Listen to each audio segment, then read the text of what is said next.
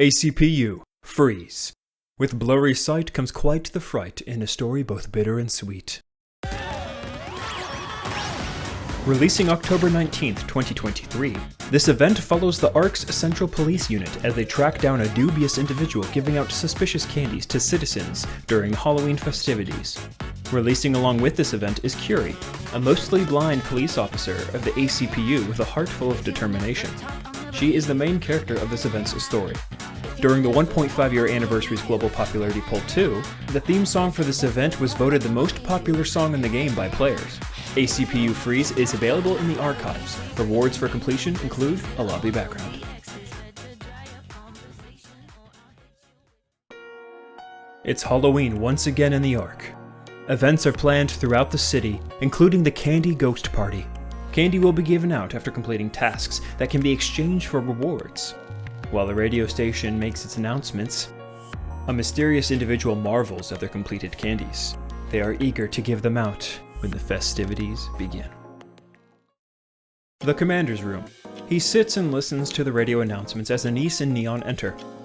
They excitedly discuss their plans for the upcoming festival, and a few minutes later, Rappy comes in with Polly, a police officer of the A.C.P.U. She explains that with the festivities coming soon, they will be short-staffed and they need their help patrolling the fairgrounds. Anise and Neon tease Rappy about her fear of ghosts, and the commander accepts Polly's request, following her to the police station. Meeting Miranda and the new recruit, Curie, Anise mentions her really poor eyesight, and Curie responds by talking to a computer instead. After introductions are finished, Polly briefs everyone on the upcoming mission. The festivities will be spread across 5 locations within the Ark. Of the 5, the Candy Ghost Party at Central Park is expected to have the highest turnout. With so many people in one place, they need as many sets of eyes as possible, and since Curie can't see very well, they're already down 1 pair right off the bat. They will be assigned to teams to cover a larger area. Anise, Neon, and the commander discuss going candy shopping to start the season right. Rappy refuses to go, but Curie asks if she can tag along with them. She likes them since they don't judge her, and she'd like to get to know them better. Together, they all head to the mall. The mall is full of Halloween-themed everything. Anise and Neon excitedly run around, but Curie stays cautiously behind the commander. She explains that she is excited to go out, it's just that she can't really see much of anything, and since horror is about being scared with abrupt noises, it puts her on edge. Though she feels uncomfortable, she is really enjoying being out with friends. Once they reach the center of the mall, they hear the familiar voice of Novel. She's in the middle of a crime scene when they find her. Or rather, in the middle of a decorated shop with blood and prop limbs. After finally being convinced the situation isn't real, she expresses her concerns about the higher chance of crime thanks to the props and costumes. Curie shares her concerns as a police officer, but reassures everyone that the A.C.P.U. will keep everyone safe. They invite Novel, who is a detective, to help out with the patrols on the Halloween night, and she accepts. Novel leaves and the rest of the group head out to continue their shopping. Running into Drake at the candy store, she is in search of candy suitable for a villain. Anise asks Drake if she is buying candy, and she explains that she is planning a diabolical act. Curie, who is standing right next to them, asks Drake to repeat what she just said. The commander tells her to ignore Drake, and Drake explains that she will be handing out scary candies to children. Neon asks if the kids will cry when they see these candies, and Drake takes offense, saying that kids should grow up with a smile on their face, not tears streaming down their cheeks. The candies will have her face on them. That way, they will remember Drake as the ultimate villain. Anise says the kids will cry because of Drake's ugly face, and Drake orders 20 bags of animal-shaped candies just to have enough. Drake pays with her candies and runs away with a maniacal laugh. The commander gives Curie a lollipop as a thank you gift for coming along with them. The day of the Halloween festival in the Ark has finally arrived. 3 p.m. The Counters and the A.C.P.U. meet outside Central Park to discuss their plans. The festivities will be going on all night, with mostly families before midnight and young adults after. The patrol groups are assigned. Curie and the commander will be Team 1, patrolling the horror zone. Anise and Polly will be Team 2, patrolling the dessert zone. Rappy, Miranda, and Neon will be Team 3, patrolling the game zone. With the main zone already being covered by other members of the A.C.P.U, Polly explains that they are allowed to enjoy the festivities if all is secure. And with that, the teams head out to their designated zones. 4 p.m. Anise and Polly patrol the dessert zone. Anise runs around like a hyper child while Polly does her best to keep her focused on the mission, dragging her away from a life-size gingerbread house that isn't open yet to the public. Rappy, Miranda, and Neon patrol the game zone.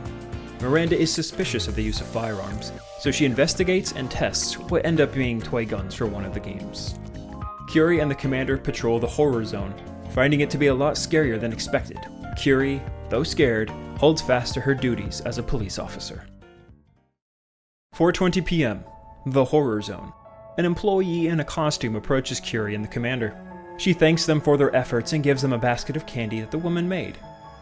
They promise to share her candies with the rest of the festival goers, and they give the woman a candy shaped like a police badge before she waves goodbye. Curie remarks at how kind the woman was, but the commander is suspicious. He asks Curie how she can tell that the woman was wearing a costume with her bad eyesight. She can only see the commander clearly, not anyone else. Yet she was able to see the employee and her candy. 4:40 p.m. The horror zone. Curie and the commander meet Drake, who is waiting for kids to arrive so she can hand out candy. Concluding that this place is probably too scary for kids, Drake decides to relocate. Curie gives her some candy that the woman gave them, and Drake leaves. Soon, citizens enter, and the patrol finally starts. 5:30 p.m. The game zone. Rappy, Miranda, and Neon keep a watchful eye as people start to arrive. Drake is there handing out candies to the kids, and the three of them go over and talk to her, asking her what she is doing. She explains and gives them candies as well. Miranda tries some, and it is delicious. Neon tries some, and it is absolutely disgusting. 5:50 p.m. The game zone. Neon reels from the disgusting candy, and Drake says it's impossible. As a mystery reveals itself, so does Novel reveal herself. She tries one of Drake's candies, and it tastes good. Rappy points out that Drake gave Neon a different candy. Drake says she got it from Curie, who herself got it from an employee in a ghost costume. Novel tries some of the candy that Neon had, and it is truly disgusting. Drake and Curie most likely gave some of the nasty candy to kids.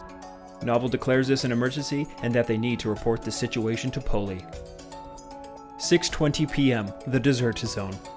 Anise and Polly watch children eat candy and enjoy the festivities, when suddenly they hear a woman complain that a candy made their kid throw up. Anise and Polly move to investigate, and they see a woman arguing with the candy stall clerk, blaming them for the nasty candy that made their child throw up. Polly asks to see the candy that made the kid sick. They follow the mother to where she got the candy, and the employee wearing a ghost costume who gave them the candy is nowhere to be found. The clerk explains that no employees wear costumes at this location. Just then, Miranda radios to Polly, warning her about some suspicious candy and that Curie has been handing them out for the last 2 hours. Polly tells Miranda to have Curie report to the dessert zone and to cease all her candy handouts. Polly believes the culprit is in the area, and she tells the clerk to stop selling candies immediately until the situation is resolved. Polly then asks the mother of the child for a description of the suspect. 6:30 p.m. The horror zone. Curie finishes handing out all of her candy, saving 2 for her and the commander to try. He puts one in his mouth, and it is met with a terrifying bitterness. Curie asks what's wrong, and she goes to try it for herself. Just then, Miranda radios her and tells her to immediately stop handing out candy, explaining the dangers that it possesses. She tells her to report to the dessert zone to search for a culprit. Curie's face goes white as she looks at the commander. He explains that he's okay, but she starts to panic.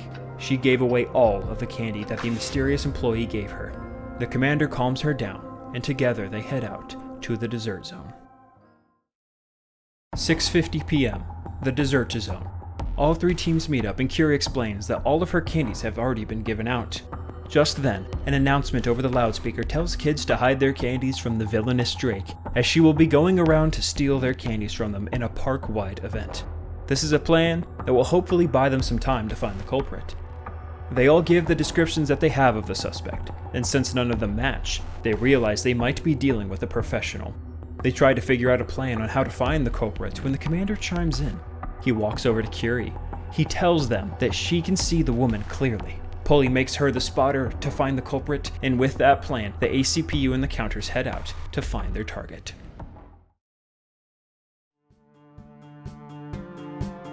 7 p.m., the dessert zone. Curie spots candy that she can see clearly. They lead up to the giant gingerbread house. Polly tells the counters to hang outside and to let the police handle this, as they don't know who exactly they're dealing with. The 3 members of the A.C.P.U. follow the trail and approach the gingerbread house. The candy trail leads to a wall, and when Polly pushes on it, it opens like a door. They ready their weapons, and they breach the room.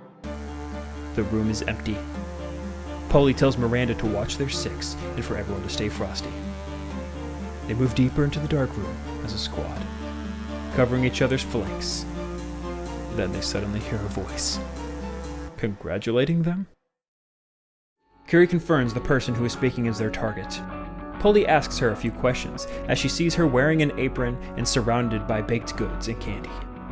She explains that the candies going around were just a bad batch, and that the trail leading to this hidden room is just a fun game for any kids who find her. Remarking how the staff of the facility might be upset, Polly reminds her of the severity of the situation. She begs for forgiveness and explains that she loves cooking and that she was just trying to make candy for the kids. Polly decides to let the staff deal with her, as nothing illegal was being done, stating that if the facility wished to press charges for trespassing, it is up to them to do so. Polly commends Curie on her skills to help track down the culprit. All of the team members give their compliments to Curie, and she is ever grateful. And with that situation sorted, they return to their zones for the rest of the event, patrolling without any further incident. First times usually have the most effort, and for the first Halloween event in the game, it certainly stands the test of time with lovable characters, absolutely killer music, and a fun story that fits the season. The Ark's Central Police Unit will always be the first to the scene when something goes wrong, be it invading raptures or suspicious candies. With the hard mode ending being short and sweet, covering what a certain villain is doing after the events are all said and done. I encourage you to go to the archives and follow along with the A.C.P.U. and the counters as they dive into the mysteries and mayhem that can occur when darkness falls across the land and the midnight hour is close at hand. Thanks for watching, and happy Halloween.